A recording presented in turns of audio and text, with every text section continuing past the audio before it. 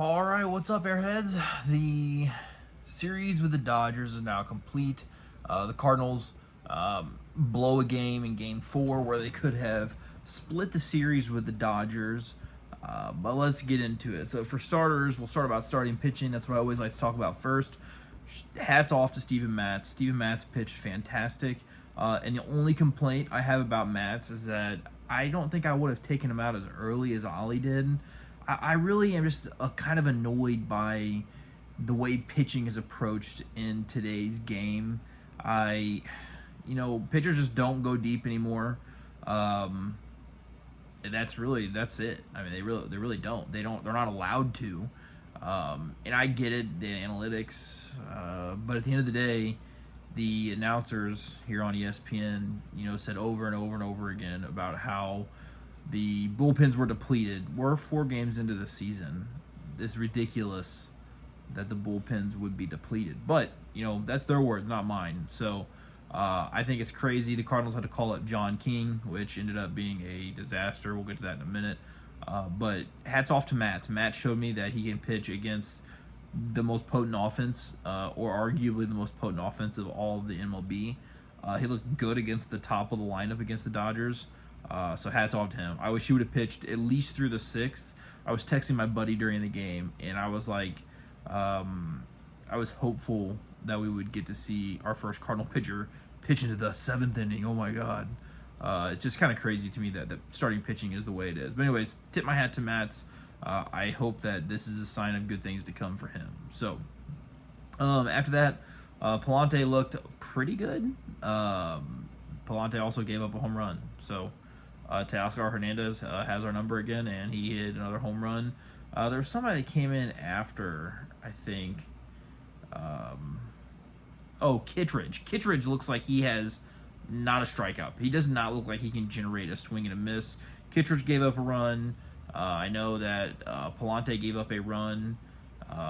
Kittredge probably didn't get charged the run. I'm going to imagine both of the runs were charged to Matt, which I think is ridiculous because Kittredge, I don't know, it was his runner, so yeah, I guess it was Matt. It's charged to Matt. Kittredge probably didn't get charged with the run, but Kittredge didn't do a very good job, in my opinion. Walked a couple guys and then just looked like he could not actually strike somebody out. Not even strike somebody out. He looked like he could not generate a swing and a miss with any of his pitches. And then after Kittredge, it was Pallante. Pallante looked good until he gave up a home run. Also, I want to make a note about Pallante. I've been thinking this for a long time. I think Pallante, his pitching mechanics, they remind me of Tim Lincecum. The way he reaches real far back and down low. But that's neither here nor there. And then after that, they brought in John King. And John King gave up the 2-run home run to Max Muncy, which would go on to be the winning runs, essentially. And that was in the bottom of the 8th when that happened. So we go to the top of the 9th with our big bats up, Goldie, Gorman, and Arenado, and they go down in order. So that's basically how the game ends. Now let's talk about the offensive side a little bit. I like to try to stay as positive as humanly possible. I mean, obviously we start 1-3, but we were 1 inning away from splitting with the Dodgers, which would be considered probably going into the season the best team in baseball. So it's not all bad, but obviously you don't want to start the season 1-3, and that's where we are. But positives, Victor Scott showed that he can be a very valuable player in our offense. At one point he was 2 for 2. I think he finished 2 for 3 with a walk, but he had a double and he had a single, and he had our first 2 runs scored in the game. So that was huge. Victor Scott, it was cool to see his parents get interviewed during the game. Just super excited for him, and I think he's going to be fun to watch for a very long time. Jordan Walker still not really swinging very good. Nolan Arenado looks very, very lost at the plate, just not really putting a good swing on anything. I'm also not super impressed with Nolan Gorman. I honestly loathe Nolan Gorman in the 3-hole. I've been saying this for a long time. I don't mind Donovan at the top. When Nootbaar comes back, I think Nootbaar will be a guy, bats lead off a lot as well. He's done well there. But I really, really wish that our 2-hole hitter would be Jordan Walker, and then followed by Goldie and then Arenado. And the reason why is because I want Walker, for one, I think he's going to be one of our premier players. He's going to be one of our best players. I also want Walker to have lots of protection. And what better way to have protection than to have Goldie and Arenado after you in the lineup? Now, obviously, I just got done saying that Arenado looks really bad right now, but historically speaking, Arenado makes sense to be one of the best hitters on our team. So I like the idea of Walker having some protection, seeing good pitching before teams get to Goldie and Arenado. Obviously, that's not happening, but whatever. And then there was 2 times that Nato came up and we had runners in scoring position, was unable to capitalize at all. He did get a single with I think it was like a single with nobody out, but nobody on base. So it was kind of like, I wish you would have done that in the last 2 at bats, but whatever, that's baseball. We did not have timely hitting. There was an inning where we scored 2 runs, and they were basically gifts from the Dodgers because no one hit the ball. I think we had the inning started off with a walk. They switched pitchers. Next guy comes in. It's like a walk, and then I believe it was a catcher. No, it wasn't catcher's interference. Rather, he hit a guy, or he walked another guy, and then it was catcher's interference, which forced a run in, which was strange. And it was catcher's interference on a ball that Goldie swung at and struck out on. And on the replay, it didn't look like, even without the catcher's interference, that Goldie was catching that one. It looked like he was behind the pitch. But that was a gift, so Goldie gets to go to first. All the runners advance, we score a run. And then Donovan was up prior to that, and he gets hit by a pitch. And that scored a run as well.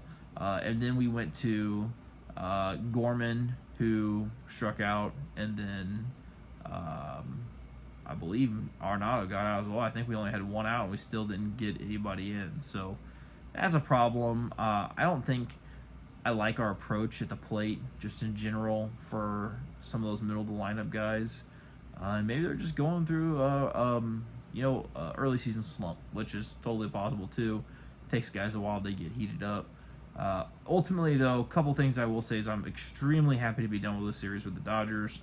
Obviously, it doesn't get a whole lot easier as we travel to San Diego to take on the Padres. The Padres have a very good lineup as well. We're almost to the first time of the rotation. Michaelis did not have the start that we wanted him to have. I'm having a hard time remembering right now who started our second game of the season. It'll come to me. Lance Lynn looked great. Steven Matz looked great. Who am I forgetting? Oh, Zach Thompson. Thompson looked good at times, but he did not. He gave up too many home runs. I think he gave up 2 or 3 home runs, which kind of put the game out of reach, especially we didn't score very many runs that game. But the offense on our team is supposed to be probably our most valuable part, and right now the offense hasn't looked consistent or great, I wouldn't say. Today, again, first inning, the first 3 batters strike out. First 3 batters strike out. That's 2 games in a row. We start the game with our first 3 batters getting struck out, striking out the side.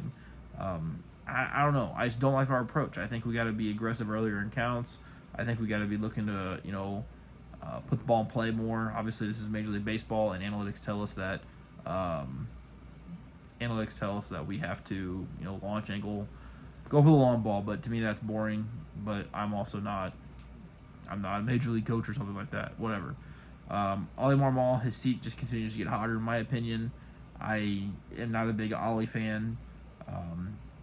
But like I said, keeping it in perspective, we're 1-3, played best team in baseball, arguably going into the season, and we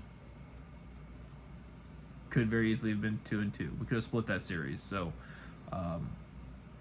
tip your hat to the Dodgers. They're going to be a great team this year. I think they're going to win well over 100 games. I think they're going to probably win that division and make a deep playoff run. But I will say that I'm definitely rooting for them to lose every single game. And I say that, but I really do like Mookie Betts.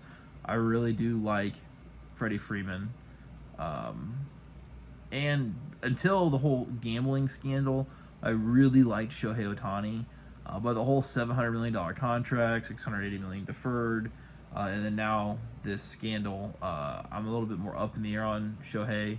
Obviously, wasn't rooting for any of those guys this series since they were playing the Cardinals. But on to the Padres, and tomorrow we get to see Kyle Gibson in his first start as a Cardinal. Very excited about that. Excited to see how he does. I know there's a lot of fans that are like, You know, Kyle Gibson's not great. He's older, and that's all fine and good. But he's wearing the birds on the bat, and I'm excited to see how he does. So, game number 4 is in the books. Cardinals are 1-3. Got a long way to go.